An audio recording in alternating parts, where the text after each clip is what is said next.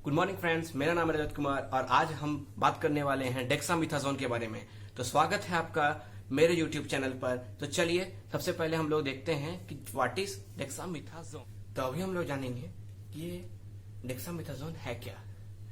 Dexamethasone जो है वो एक टाइप ऑफ कॉर्टिकोस्टेरॉइड मेडिकेशन है। तो कॉर्टिकोस्टेरॉइड मेडिकेशन माने मेडिकेशन मतलब दवाई। कॉर्टिकोस्टेरॉइड एक तरह का स्टेरॉइड है जो हमारे शरीर में फॉर्म करता है, लेकिन जब वो कम होता है तब डेक्सामेथासोन उसे प्रोवाइड करवाता है। और ये कॉर्टिकोस्टेरॉइड में बहुत सारे काम में आता है, जैसे इन्फ्लामेशन माने घाव होना, पस जमना। मान लीजिए यहाँ चोट लग गया, यहाँ पस जम गया, उसको भी हम लोग इन्फ्लामेशन कहते हैं।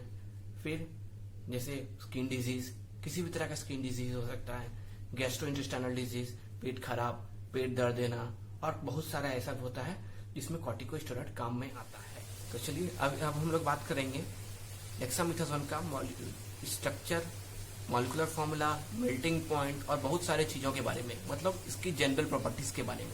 तो जनरल प्रॉपर्टीज में सबसे पहले हम लोग डिस्कस करेंगे इसका मॉलिक्यूलर फॉर्मूला। तो मॉलिक्यूलर फॉर्मूला है C22H29FO5, मतलब कार्बन का 22 एटम, हाइड्रोजन का 29 एटम, F का 1 एटम और ऑक्सीजन का 5 एटम। तो ये है इसका मॉलिक्यूलर फॉर्मूला। अब हम लोग देखते हैं इसका मॉलिक्यूलर स्ट्रक्चर। तो मॉलिक्यूलर स्ट्रक्चर जो है वो आपको दिख रहा है स्क्रीन पर कि डेक्सामेथासोन का ये मॉलिक्यूलर फॉर्मूला है। अब हम लोग देखते हैं कि इसका मॉलिक्यूलर मास क्या है। मॉलिक्यूलर मास मतलब इसका एक मॉलिक्यूल का कितना वजन है, बाहर कितना है इसके एक मॉलिक्यूल का।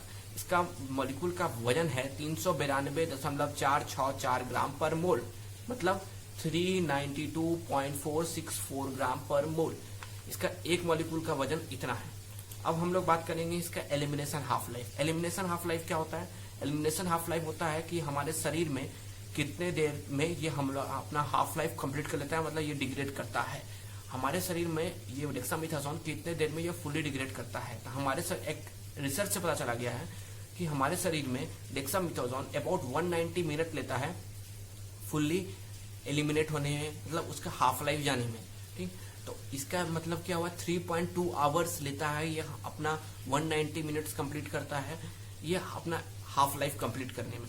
अब हम लोग जानेंगे कि ये मेटाबोलाइज कहाँ से होता है। मेटाबोलाइज मतलब ये घुलता कहाँ पर, ये मिलता कहाँ पर है।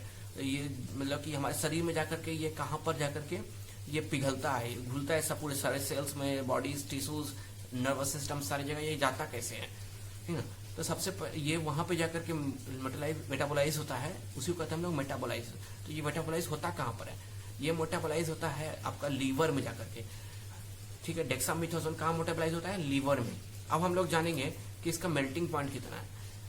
डेक्सामेथासोन जो है उसका मेल्टिंग पॉइंट है 262 डिग्री सेल्सियस, यानी कि 504 डिग्री फ़ारेनहाइट। मतलब ये आपका 504 डिग्री फ़ारेनहाइट या 262 डिग्री सेल्सियस में ये पूरी तरह पिघल जाता है, मतलब ये पूरा गल जाता है। इस तापमान में या इस टेम्परेचर में हम इसको रखेंगे तो ये पूरी तरह पिघल जाएगा। अब हम लोग जानते हैं इसका ये हमारे शरीर से किस प्रकार निकलता है, ये हमारे शरीर से एलिमिनेट कैसे होता है, इसका एलिमिनेशन कहाँ से होता है, ठीक ना। तो हमारे शरीर से ये यूरिन के माध्यम से निकलता है। यूरिन का माध्यम मतलब टॉयलेट के माध्यम से निकल। अब हम लोग जानते हैं डेक्सामेथासोन के बारे में। वर्ल्ड हेल्थ ऑर्गेनाइजेशन मतलब WHO का क्या कहना है।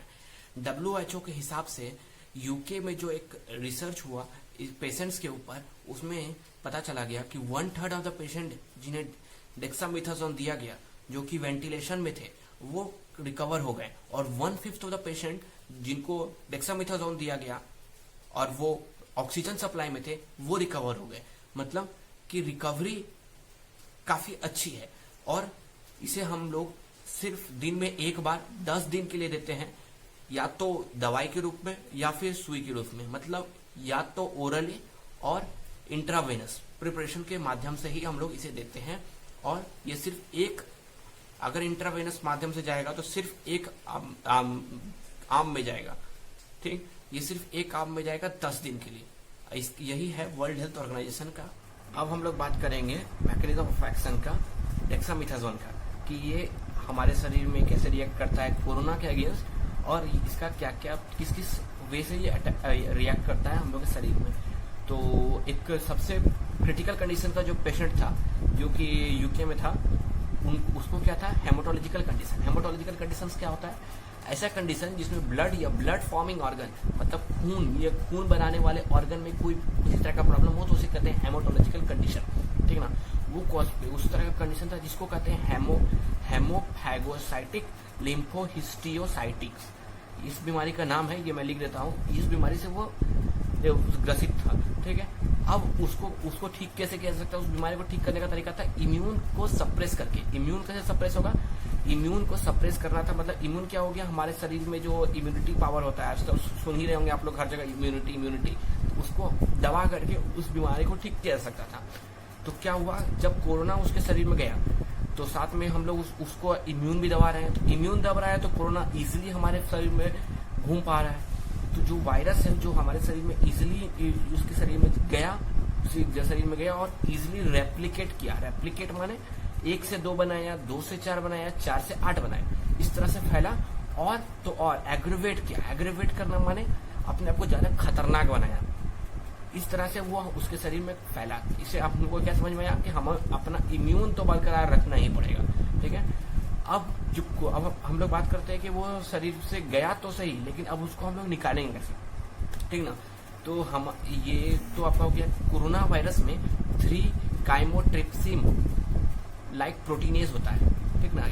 ये प्रोटीनेज होता है जो कि 3 काइमोट्रिप्सिन का नाम का होता है, ठीक ना। ये कोरोना वायरस में होता है जो कि क्या करता है, जो रोकता है क्या नाम है, हिस्टोन डीएसिटाइलेज 2 को ट्रांसपोर्ट करने में अपने न्यूक्लियस के पास, वो उसको अपने न्यूक्लियस के पास जाने से रोकता है। और इसके कारण ये इन्फ्लामेशन को मेडिएट करने से भी स्टॉप करता है और साथ साथ साइटोकाइन रिस्पॉन्सेस को भी स्टॉप करता है। साइटोकाइन रिस्पॉन्सेस क्या हो गया, साइटोकाइन रिस्पॉन्सेस हो गया कि 2 सेल के बीच में जो मैसेज ये जाएगा, हमारे शरीर में जो मैसेज जाता है कुछ भी चीज का, तो वो हमारे सेल टू सेल जाता है।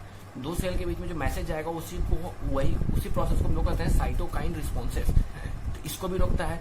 तो हम लोग इसको ठीक कैसे करेंगे, तो जब डेक्सामेथासोन जो हम लोग डालें, किसी को दिए, किसी प्रिपरेशन में लिए, चाहे आईवी के थ्रू दिए या फिर ओरल रूट के थ्रू दिए, तो वो क्या हुआ, वो जाकर के डायरेक्टली हिस्टोन डाइएसिटाइलेज बना दिया, ठीक ना, और वो अपोज कर दिया कोरोना वायरस के अगेंस्ट। तो इस तरह से डेक्सामेथासोन कोरोना वायरस के अगेंस्ट काम करता है और यही है इसका मैकेनिज्म ऑफ एक्शन। तो अब हम लोग बात करेंगे डेक्सामेथासोन के खामियों के बारे में। तो चलिए, ये कुछ पॉइंट्स मैं आपको स्क्रीन में दिखाने जा रहा हूँ। ये कुछ पॉइंट्स हैं डेक्सामेथासोन के खामियों के बारे में। Congestive heart failure, diabetes mellitus, diverticulitis, epilepsy, glaucoma, history of steroid myopathy, history of tuberculosis or X-ray changes, hypertension, hyperthyroidism, infection, myasthenia gravis, ocular herpes simplex, osteoporosis, peptic ulceration, recent intestinal anastomosis, recent myocardial infarction, thromboembolic disorders, ulcerative colitis। चलिए, इस video को ज्यादा लंबा टालने के बजाय मैं इसे यहीं पे खत्म करता हूँ। अगर आपको ये वीडियो अच्छी लगी तो लाइक कीजिए, कमेंट कीजिए, शेयर कीजिए, और अगर ना अच्छी लगी तो भी आप कमेंट कीजिए। मुझे बताइए कि मेरी गलती कहाँ थी, मैं कहाँ सही कर सकता हूँ, ताकि अगले वीडियो में मैं अच्छे से बता सकूँ। Thank you very much.